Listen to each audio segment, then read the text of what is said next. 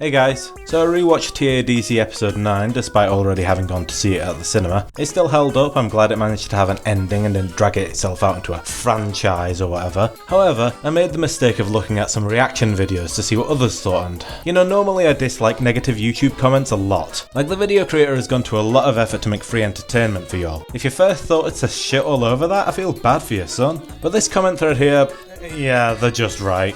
Why do reactors consistently think that the tadc cast has no memories? Now, if you're only looking at episode 1, it's ambiguous. Kane only specifies that names are forgotten, but there's nothing saying that other memories aren't gone too. Episode 2 doesn't elaborate on anything, but then episode 3 happens, and Kinger is talking about 7 years of computer science and a wife that he has. Okay, that's fine. Maybe you assume the 7 years is Kinger being goofy or some shit, and he got married in the circus or something, whatever. Oh wait, episode 4 is literally an adventure all about Gangle's previous occupation, and episode 5 literally has an entire scene dedicated to the cast discussing their past. By that point, this shit isn't subtext, it's text. Reactors don't need to be like scouring Gooseworks' Tumblr and hearing from the horse's mouth that they only forgot their names. It's literally a major plot point, and yet reactors consistently miss it. Now, I know reading is hard, I can somewhat understand why, say, the Deltarune fandom saw the allegorical ass line, "The white pen known as hope," and translated it to, "Hi there, Susie Gaster, I'm old, and you need to find this RPG MacGuffin called the White Pen of Hope."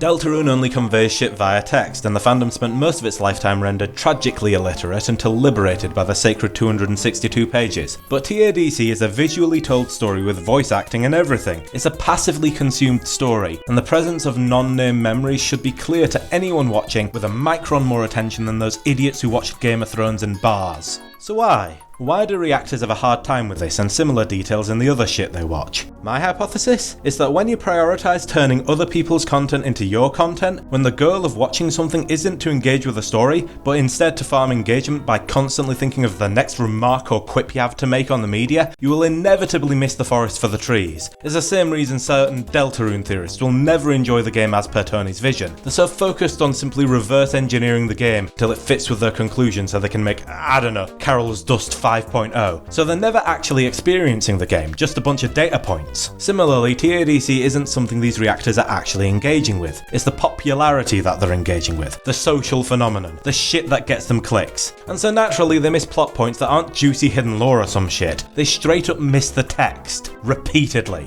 I know, hashtag not all reactors, but I don't know. I just think if your content is about engaging with media, you should fucking engage with it.